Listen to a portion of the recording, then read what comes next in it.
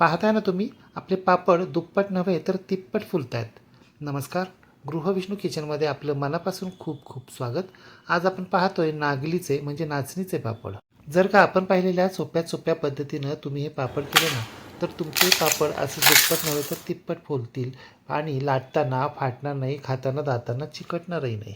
नेहमीप्रमाणे व्हिडिओच्या सुरुवातीपासून शेवटपर्यंत भरपूर साऱ्या टिप्स आणि ट्रिक्स सांगितलेल्या आहेत. त्यामुळे व्हिडिओ स्किप न करता शेवटपर्यंत नक्की पहा.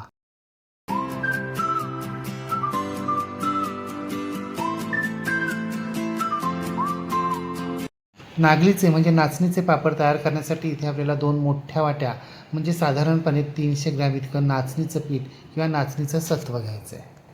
पारंपरिक शास्त्रशुद्ध पद्धतीनं नाचणीचं सत्व कसं करायचं याची रेसिपी आपल्या चॅनलवर अगोदरच अपलोड केलेली आहे.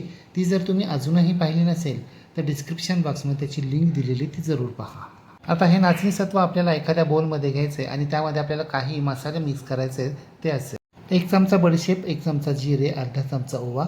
हे तीनही जिन्नस आपल्याला पोळपाटावर लाटण्याच्या साहाय्यानं अर्धवट बारीक करून घ्यायचे. 1 चमचा पापडखार, 2 चमचे गावरान पांढरे तीळ, 2 चमचे मीठ घ्यायचे. अर्धा चमचा डिंक पावडर देखील घ्यायची. अख्खा डिंक असतो ना, त्याचीच आपल्याला पावडर करायची आहे. डिंक पावडरमुळे पापडाच्या पिठाला बाइंडिंग मिळतं, ते तुटत नाही, चिरटत नाही आणि पापडांना चकाकी देखील येते. आता हे सगळे जिन्नस आपल्याला नाचणी सत्वात घालायचे आणि ते व्यवस्थित मिक्स करून घ्यायचे. काही जण हे सगळे जिन्नस उकळत्या पाण्यामध्ये घालतात आणि मग त्यामध्ये हे पापडाचं पीठ घालतात. तसं आपण आज करणार नाही आहोत. आत्ता आपण कोरड्या पिठामध्येच हे सगळे कोरडे जिन्नस मिक्स करणार आहोत. एक प्रकारे आपल्या हे नाचणीच्या पापडाचं प्रीमिक्स तयार झालं आहे. तुम्हाला आत्ता वेळ नसेल तर जेव्हा केव्हा वेळ असेल ना, तेव्हा तुम्ही यापासून पापड तयार करू शकता. परंतु आपण मात्र आत्ताच पापड तयार करणार आहोत. त्यासाठी आपल्याला गॅसवर एखाद्या पातेल्यामध्ये 1 वाटी पाणी गरम करण्यासाठी ठेवायचे. त्यामध्ये डिंक पावडर घालायची. पाण्याला खळखळून उकळी आणायची. डिंक पावडर व्यवस्थित मिक्स करून घ्यायची. आपण 2 वाट्या नाचणीचं पीठ वापरलं, त्यासाठी आपल्याला 1 वाटी पाणी गरम करण्यासाठी ठेवायचं आहे. पाण्याला खळखळून उकळी आणायची, गॅस बंद करायचा आहे आणि खळखळ उकळतं हे पाणी आपल्याला नाचणीच्या पिठामध्ये घालायचं आहे आणि लाटण्याच्या साहाय्यानं हे पीठ आपल्याला या पाण्यामध्ये व्यवस्थित मिक्स करून घ्यायचं, एकजीव करून घ्यायचं आहे. पारंपरिक पद्धतीमध्ये पाण्याला खळखळून उकळी आणतात आणि मग त्यामध्ये हे पीठ सोडून हाटून घेतात. परंतु या पद्धतीमध्ये काय होतं, या पिठाच्या गुठळ्या होण्याची शक्यता असते, म्हणून आपण आज ती पद्धत वापरत नाही आहोत. आज आपण सोपी पद्धत वापरतो, यामध्ये गुठळ्या अजिबात होत नाहीत. सगळं पीठ पाण्यामध्ये व्यवस्थित मिक्स करून झाल्यानंतर यावर आपल्याला झाकण ठेवायचे आणि 5 मिनटं हे पीठ आपल्याला असंच मुरू द्यायचं आहे, म्हणजे सगळे मसाले यामध्ये मुरतील. 5 मिनटानंतर झाकण काढायचं आहे. आता तयार झालेली ही नाचणीच्या पिठाची उकड आपल्याला एका प्लास्टिकच्या जाड पिशवीमध्ये घालायची आणि हे पहा, हाताच्या साहाय्यानं ही उकड आपल्याला 2 ते 3 मिनटं एकसारखी मळून घ्यायची आहे. आपण उकळत्या पाण्याचा वापर केलेला आहे, त्यामुळे ही उकड आत्ता बऱ्यापैकी गरम आहे. जर हात पोळत असतील तर काय करायचं, एखादं ओलं सुती कापड घ्यायचं आणि त्या कापडानं आपल्याला ही उकड मळून घ्यायची आहे, अगदी 2-3 मिनटं. आपली उकड मळून झालेली आहे. पाहिलं ना तुम्ही, आपली उकड कशी खाव्यासारखी मऊ लुसलुशीत दिसतीये.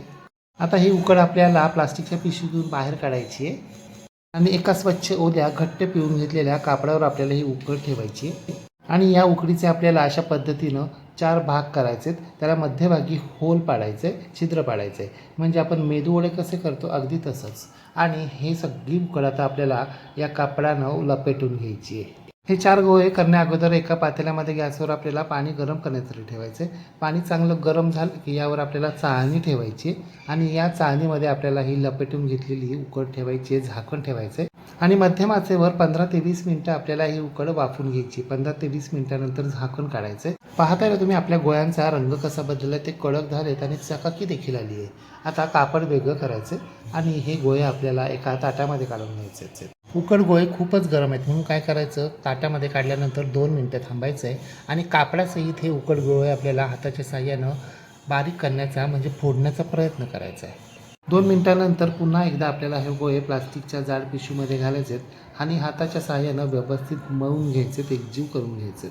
आत्तासुद्धा ही उकड खूप गरम आहे, परंतु आपण चांगलं वाफवल्यानं लगेचच हे गोळे मऊ पडतात, बारीक होतात.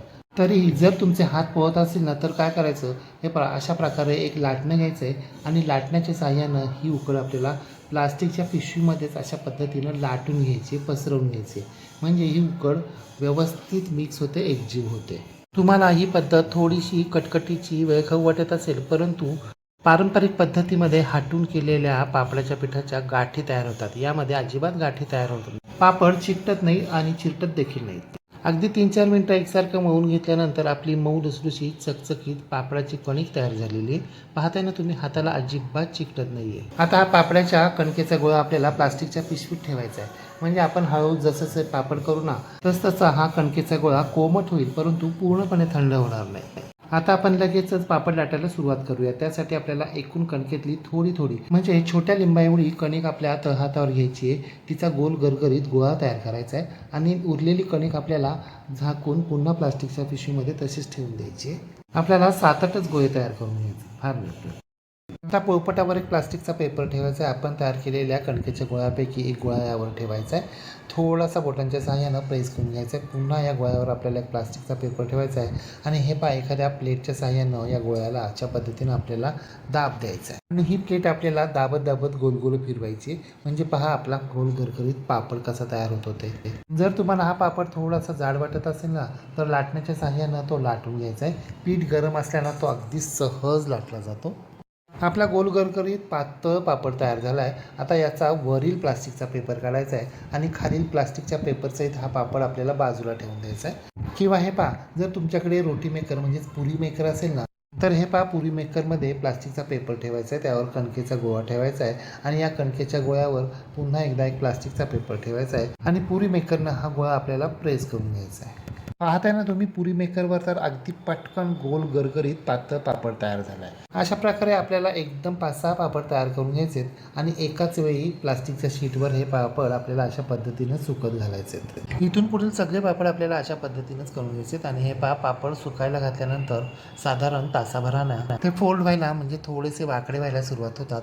अशा वेळी हे पापड आपल्याला उलट करून घ्यायचे आणि हे पापड आपल्याला 3-4 वेळा उलटसुलट करायचे म्हणजे ते खूप वाकडे होणार नाहीत. पूर्ण दिवसभर आणि रात्रभर आपल्याला हे पापड हवेवरच सुकून घ्यायचे आणि दुसऱ्या दिवशी मात्र आपल्याला उन्हामध्ये हे कडकडीत वाळवून घ्यायचे. हे पहा, आपले सगळे पापड अगदी कडकडीत सुकून झालेले आहेत. रंग तर पहा किती सुरेख आला आहे आणि त्याच्यावर बडीशेप ती किती सुंदर दिसत आहेत. आता आपण हे पापड तळून पाहूया. त्यासाठी गॅसवर कढईमध्ये आपल्याला तेल गरम करून घ्यायचं आहे आणि तेल गरम झालं की मंद आचेवर आपल्याला हे पापड तळायला सुरुवात करायची. पाहिलेत ना तुम्ही, पापड तेलामध्ये सोडल्या कसे दुप्पट नव्हे तर तिप्पट फुलत आहेत. हे पहा, आपला पापड तळण्यापूर्वी केवढा होता आणि तळल्यानंतर पहा किती मोठा झाला आहे. ज्या अर्थी तो इतका तिप्पट चौपट फुलला आहे त्या अर्थी तो किती खुसखुशीत असणार आहे. आपण पापड जितके पातळ लाटू ना तितके हे पापड जास्त फुलतात. एक पापड मी तुम्हाला तोडून दाखवतो. आवाज तर ऐका. झालेत ना कुरकुरीत आणि खुसखुशीत सुद्धा आहेत की नाही. करायला कितीतरी सोपे. म्हणजे पीठ हटायचंच नाही, त्यामुळे गुठळ्या व्हायचा प्रश्नच येत नाही आणि गुठळ्या नाही झाल्या तर पापड लाटताना फाटणार नाही, सुकल्यानंतर ते चिरटणार नाही आणि खाताना दातांना चिकटणारही नाही. मग तुम्ही सुद्धा अशा प्रकारे नाचणीचे पापड एकदा तरी करून पहा व कसे झाले ते कमेंट बॉक्समध्ये मला नक्की सांगा. रेसिपी आवडल्यास लाईक, शेअर, कमेंट करायला विसरू नका. आणि हो, तुम्ही जर अजूनही गृहविष्णू किचन चॅनलला सबस्क्राईब केलं नसेल तर प्लीज नक्कीच सबस्क्राईब करा. शेजारी बेल आयकॉनवर प्रेस करा, ऑल सिलेक्ट करा, म्हणजे माझ्या नवनवीन रेसिपींचे नोटिफिकेशन तुमच्या मोबाईलवर येतील. पुन्हा भेटूया अशाच एका नवीन रेसिपीसह. तोपर्यंत नमस्कार. रेसिपी शेवटपर्यंत पाहिल्याबद्दल धन्यवाद.